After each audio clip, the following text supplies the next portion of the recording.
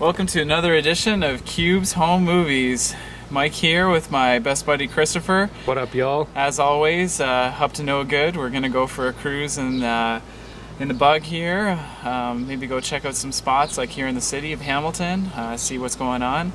It's a beautiful day. The sun's out, so we got the top down. So yeah, let's get this engine started. Let's go see what kind of mischief we can get ourselves into. Let's get this show on the road, man. Hell yeah! I'm gonna turn on this 1967 Volkswagen Super Beetle. Get the cruise on down the main streets of Hamilton, Ontario on this beautiful afternoon, June 23rd, 2010. We got the top down, and yeah, let's hit the road, y'all. Alright. Head down the old Jolly Cut right now. The Hamilton landmark. It's one of the ways that you get down the mountain in Hamilton. Yeah, this road is it's definitely one of the twistier ways, like to get up and down the mountain. It's also kind of scary, but it's got a nice view of the city core as you're coming around this bend here. You can kind of see the whole.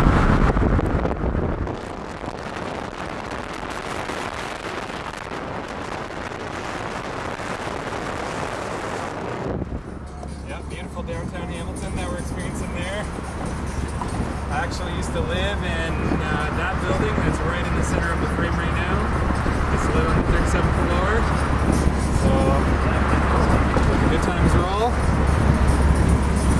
And we're shortly coming into downtown core of Hamilton right now. We're actually heading over to my house, which is a little bit down in the east end, down by Ottawa Street in Hamilton, which is known as the fashion or the fabric district of the city. So we'll pick it up a little bit later. So here we are at Main and John Street here in downtown Hamilton. This is one of the main intersections of the town. So here we go. This is the apartment building I used to live in. You can actually see my apartment. It's on the opposite side, but it's on the same floor. You can see it now. There's the old canal where we just bought some shit up in there. Did you know that the corporation that was set up to renovate the canal actually went bankrupt? I heard they purchased a school on, I believe it was Wentworth and King, and they're turning that into condos now. Really? Yeah. A buddy of mine that his actual name is Mike as well. He was telling me about that they're turning that school into condos. I was like, wow. Well, that he might be talking about the Stinson School, which was yeah, that's the one. Yeah, that's not on King and Wentworth. Yeah, that's more in Corktown. But Harry no, it's not that school then. Oh, okay. No, it's not that one. It's Harry a different Stinson, one. who was a potential purchaser of the Connaught Hotel, he was eventually denied.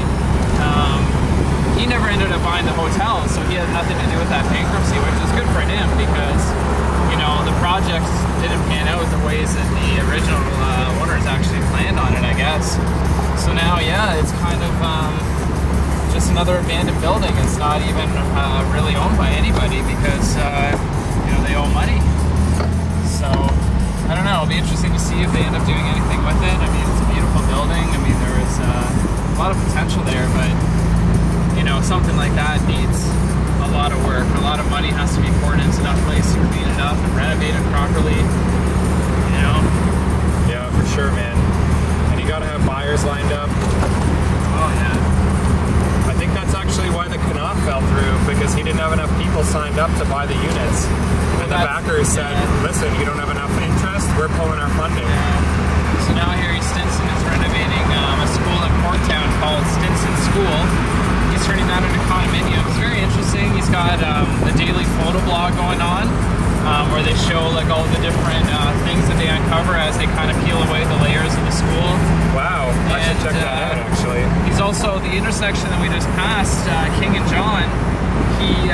He's had the ground tested actually as an environmental assessment in order to determine if it's worthwhile to build the Hamilton brand hotel/condominium complex there. And apparently, according to the website, it's actually 50% sold out already. They're selling units between like $80,000 and $100,000. And I mean, the price is right, you know, you can't really go wrong for something brand new that you can own yourself and rent out like while you're not there. I mean, it's really nice to see if you can actually get that off the ground.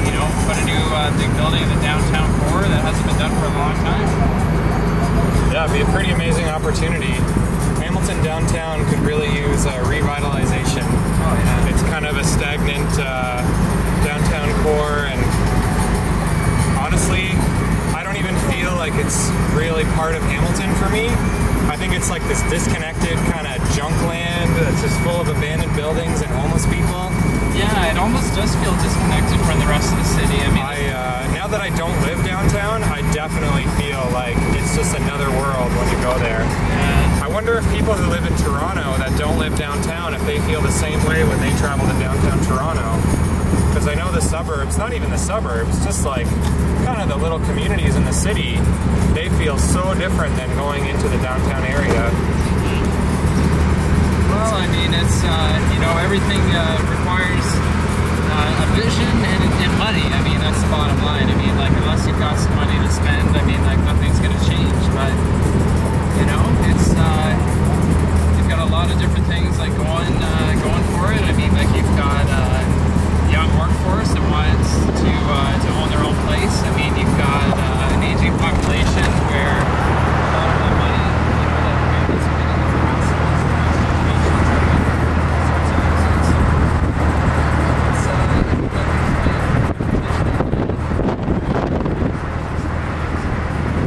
So we're just passing Gage Park now, which is the largest park in the city.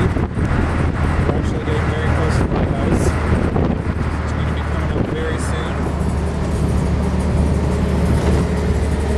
yeah, we're entering like Chris said, we're entering the fabric district of Hamilton. Ottawa Street has definitely been a catalyst as far as the revitalization of this area. Take this left here. This is my local No Frills. I'm on groceries here. We're going to be swinging a left, heading up into my neighborhood, which is called Crown Point West. Yeah, let's go check it out. So here we go. It's very much a residential neighborhood. So we got a bunch of houses, big surprise. And it's quite a quiet neighborhood, which is kind of surprising considering how close it is to some of the major throughway streets in the city. But honestly, I don't hear any traffic or any kind of noise from my house at all. It's very beautiful, very relaxed. Yeah, and the homes are built in that classic 2.5-story style. Yeah. Very similar to the style you would see in Westdale as well. Homes are about 90 years old on this street. Yeah, solid double brick homes. You can pull into my driveway if you want to. It's right after that little wood fence. Yep. So we're just coming up on it now. This is actually my house right here. Oh, yeah. The recycle and the rubbish bin's already set out for us. Thanks, Sarah. So here we are. Mike and Chris, Cubes Home Movies in the Beetle. We're going on a road trip here. It is a surprise, and Mike is not telling me where we're going, so you're gonna have to wait till we get there, and then you're gonna find out. So we're just leaving my neighborhood. This is Roslyn Avenue here. There's Gabriella. Hi, Gabriella. Just going for a nice cruise, heading back up to the main drag here in the Old Hammer. Yeah, this street, there's a lot of blind spots here, and you have to yield to the oncoming cars. Son, bro, I'm blinded. We got some jungle popping in the car. In fact, this is actually a mix that Chris and I made ourselves. Spinning a few records one night in Chris's basement. It was fun. DJ Chris and Mike on the decks, on the wheels of steel. Almost as good as Slip and Slide. Except slightly more amateurish. We had a good time, but to be very honest, we kind of stunk. But that's okay, because I had no practice and no prior experience on the turntables, so... Hey, we were just playing one tune after another, you know, the way it's supposed to be. I kind of feel like we did a fairly decent job, considering how hammered we were, and the circumstances of our set. I thought it was actually pretty decent. Yeah. And hey, I had a good time, and I think at the end of the day, that's all that really matters. Word to your mom. I came to drop bombs. So we're heading down the old King Street here. How old this record is? I feel bad because This is a tear in track. right here. Yeah, I noticed your brakes aren't squeaking anymore. Yeah. Here's our local Hamertown. Canadian Pride, even though it's an American company. Pick it up. Wait, are they Canadian again? They're listed on the TSX. They're a publicly traded company. Alright. I thought that their ownership was Canadian again. Yeah, I guess they did went back to Canada. I don't know who bought them though. Somebody. That's an old Jimmy Thompson pool. I've swam in that pool. Went for water aerobics with Sarah one time actually. And I can't even see the screen hardly when I'm recording. I think I'm recording this guy in the bike, but I'm not too sure.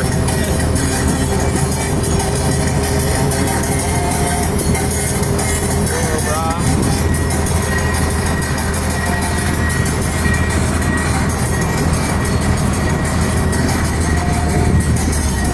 Oh, good old Hamilton.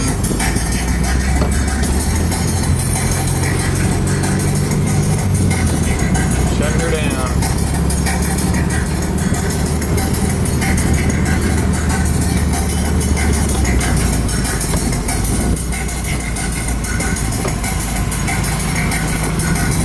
Bug's running smooth. Been serviced. No more squealing brakes. Yeah, that's definitely the major restoration work we got done this year. Still stinks like gas though. Not as much. I've been burning the high test, so it doesn't stink Oh, as you're bad. doing 93? I'm doing 94. 94? Where do you buy that? And Sunoco. Oh, really? The Formula One gas? Yeah, the only problem is that all the Sunocos are changing ownership over to Husky. Yeah, I saw that. And Husky only has Ultra 91, so it's just not the same. Not the same kind of quality product. I can't believe this old engine needs 94 octane gasoline. Well, you know, it gives it better mileage, keeps it running smooth. Like, Does it really do better in the mileage? Oh, yeah. I always wondered about that. Oh, yeah. Is it enough to make it worth the extra money that the gas costs? Oh, yeah. And also, I find it also keeps the engine from pinging, too, which is what happens when it misfires if it gets too hot.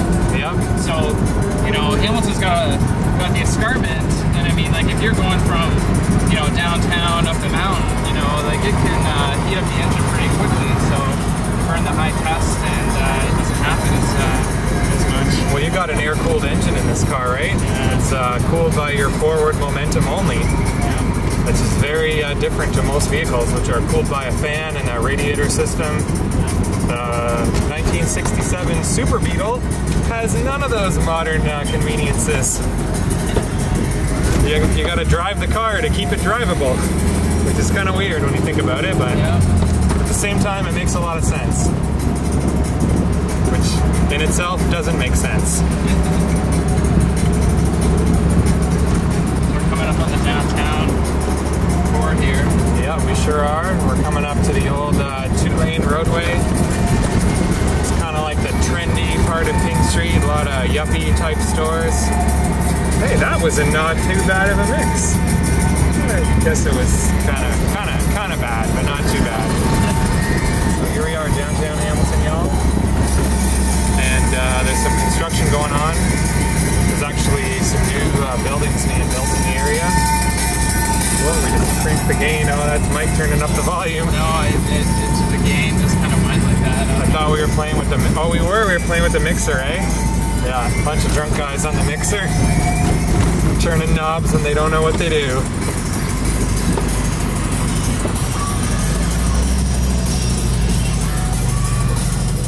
Well, here we are. It's downtown Hamertown.